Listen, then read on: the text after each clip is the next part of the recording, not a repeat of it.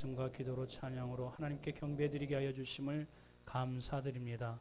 오늘도 신령한 믿음의 분복들이 예배 가운데 성령 하나님 인도하심 가운데 우리의 마음을 촉촉히 적셔 주시고 은혜로 말미암아 회생하게 하시고 거듭나게 하시고 산 소망으로 믿음으로 살 수 있는 승리케 하는 믿음의 백성 되게 하여 주옵소서.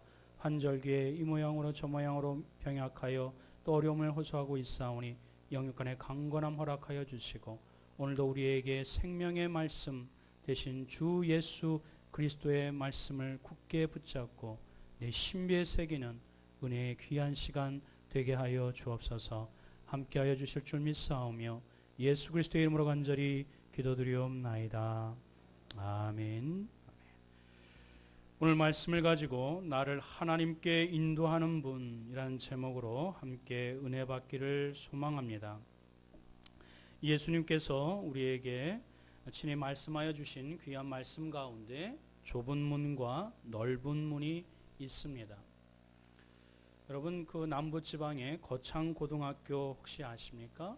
특목고 가운데 서울대를 또 많이 보내고 또 그리고 또 여러 많은 그런 업적을 남기는 귀한 그런 고등학교입니다. 거기에 직업 소명 10계명이 있어요. 혹시 들어본 적 있으신가요? 예, 있으실 거라 합니다. 거기에 직업 소명 10계명 가운데 그 핵심의 내용은 물론 미션 스쿨이기 때문에 성경적 마인드가 세계관이 그 안에 녹아져 있습니다. 거기 핵심의 내용 가운데 이런 내용들이 담겨져 있는데 남들이 선택하지 않은 길을 선택하라.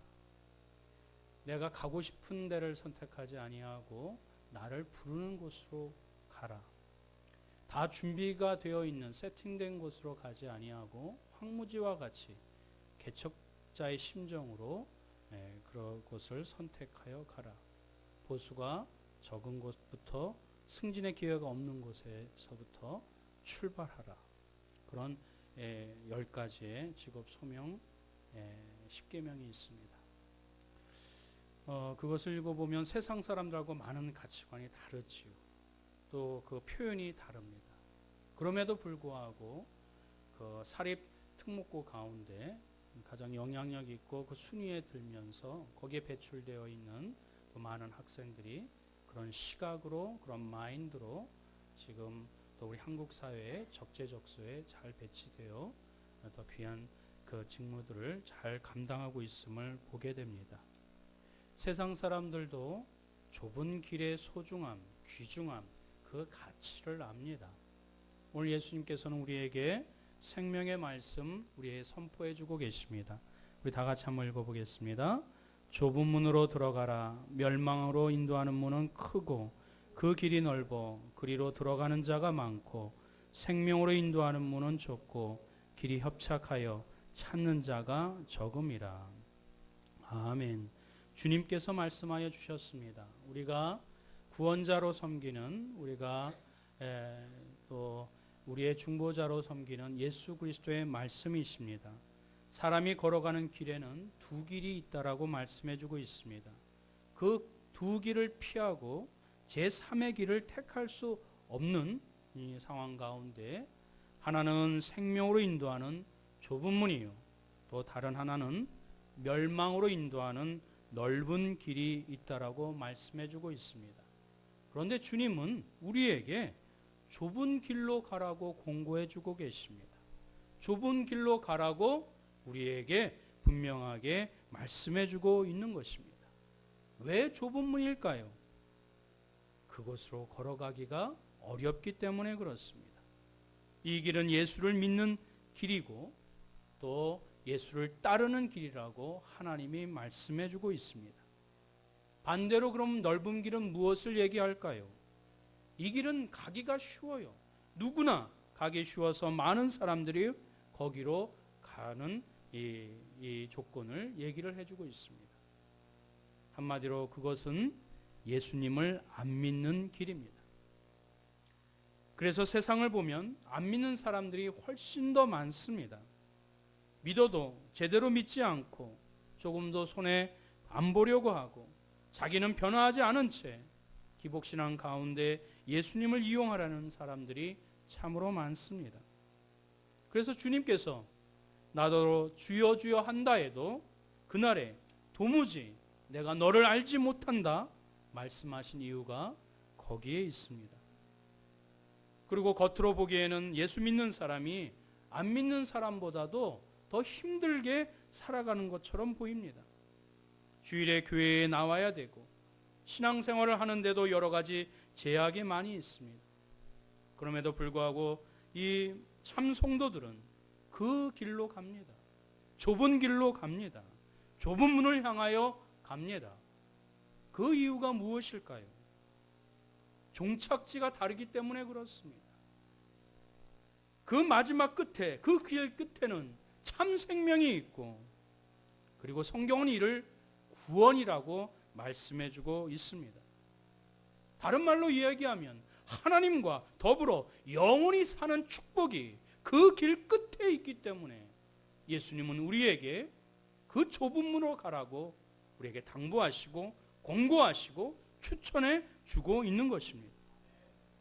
지금 먹고 사는 문제 때문에 급급한 사람들에게는 참 생명이 무엇인지 구원이 무엇인지 논하는 것이 좀 무의미합니다. 그러나 오늘 이 자리에 계신 분들은 하나님을 만나고 싶고 하나님을 조금 더 알고 싶고 왜 이 땅 가운데 우리가 사는지 그 존재의 이유를 분명히 붙잡고 싶은 분인 줄 저는 믿습니다. 넓은 길에는 파멸과 멸망이 있을 뿐입니다. 이것은 모른다고 없어지는 것이 결코 아닙니다. 무시한다고 사라지는 것이 결코 아닙니다. 영원히 죄짐을 지고 그 죄값을 물어야 하는 고통스러운 결과, 이것을 성경은 멸망이라고 얘기를 하고 그 장소를 지옥이라고 얘기를 합니다. 왜 이리 이 땅 가운데 돈을 벌어도 왜 그렇게 남는 것은 없는지, 잠시라도 편안히 쉬지 못하는 이 지긋지긋한 삶, 왜 이렇게 신경 쓸 게 많고 복잡한 것은 왜 그리 많은지, 왜 자신들은 이해해달라고 그렇게 아우성치면서 정작 나는 이해해주지 못하는지, 먹고 사는 문제가 왜 그렇게 힘드는지, 이 세상은 부조리와 불의가 판치고 억울한 일이 왜 그리 많은지, 좀 먹고 살만하면 병 걸리고 죽을 병이 생기는지. 그러나 이 절망스러운 세상 가운데 하나님은 사랑이시기 때문에 우리가 망하는 길로, 망하는 대로 가기를 절대로 원하지 않으십니다. 영원히 사는 축복의 길, 구원의 길로 가기를 하나님이 원하십니다. 우리가 잘 알고 있는 요한복음 3장 16절 다 같이 함께 읽겠습니다. 하나님이 세상을 이처럼 사랑하사 독생자를 주셨으니 이는 그를 믿는 자마다 멸망하지 아니하고 영생을 얻게 하려 하심이라. 할렐루야. 이 말씀의 핵심이 무엇입니까? 우리 대신, 아니 나 대신 자기 아들 예수님이 희생하셨다라는 말씀입니다. 왜 그 이유가 무엇입니까? 무엇 때문에 자신의 그 혼자밖에 없는, 하나밖에 없는 외아들을 죽이기까지, 십자가에 내 몰아서기까지 우리를 구원하신 이유가 무엇입니까? 예수님을 믿는 자마다 멸망의 길이 아닌 영생의 길을 가도록 하기 위함인 줄 믿으시길 바랍니다. 그런데 여기에 우리의 궁금한 점이 하나 발생됩니다. 왜 예수님이어야만 하는 것일까요? 내 스스로는 할 수 없을까요? 민주주의도 국민이 주인이고 공부도 자기주도 학습이어야 한다면서 왜 인간 스스로는 자기를 구원할 수 없을까요? 여기에 심각한 문제가 있습니다. 영생이 좋은 건 알지만은 우리 스스로 그곳을 택할 수도 없고 그 걸어갈 수 없다는 것을 우리 인간들은 잘 모릅니다.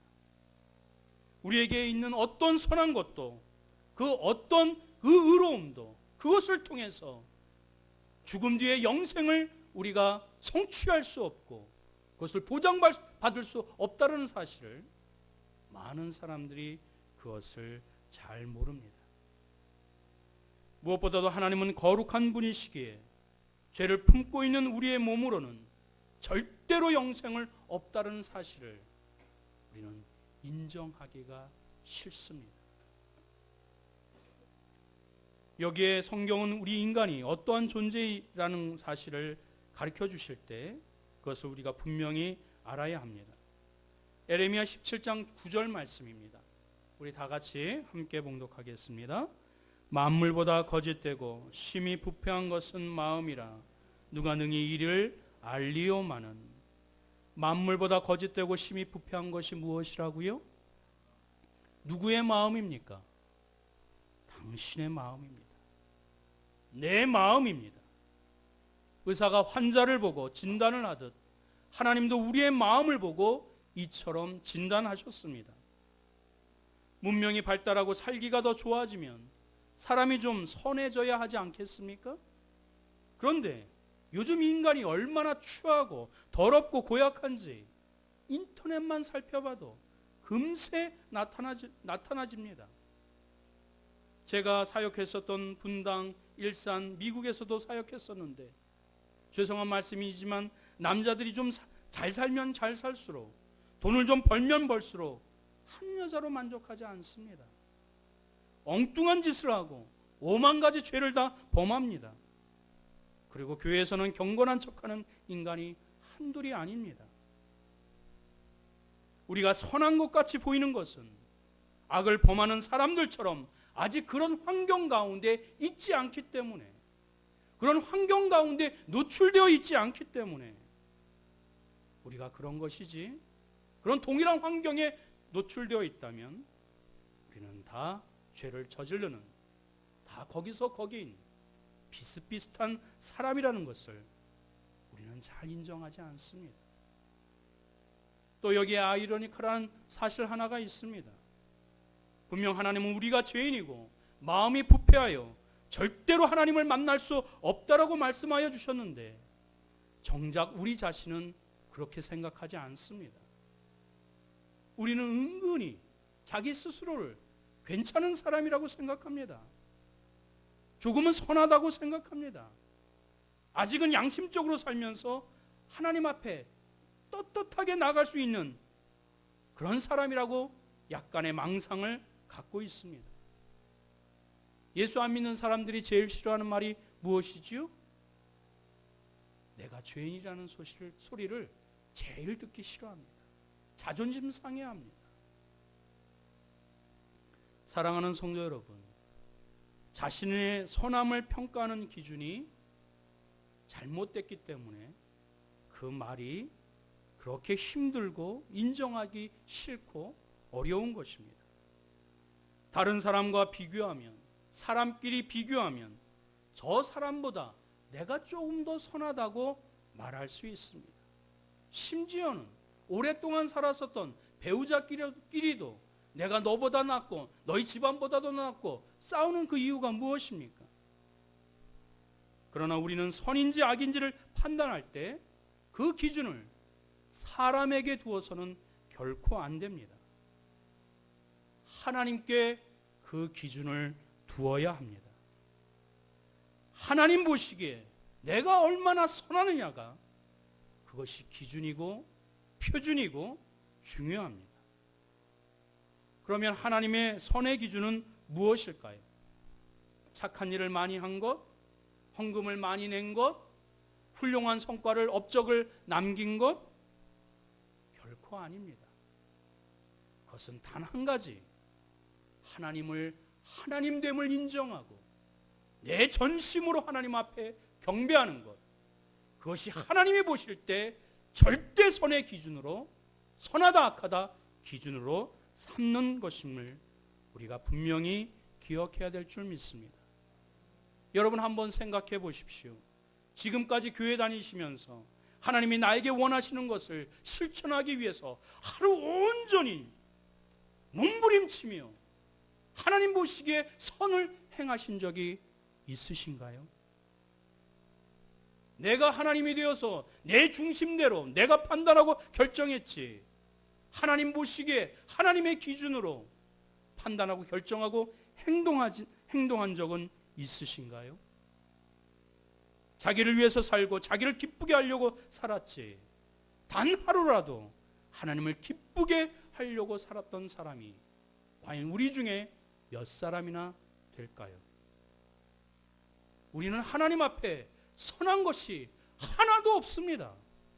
성경은 그걸 누누이 말씀해 주고 계시는데 우리는 그것을 순간순간 망각해버립니다.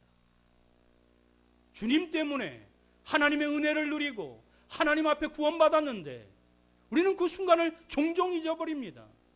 내 힘으로 이 가정을 꾸리고 내 힘으로 집을 장만하고 내 능력으로 직장 생활하고 내 능력으로 내 생명을 연장할 수 있는 것처럼 그렇게 착각하며 살아갑니다.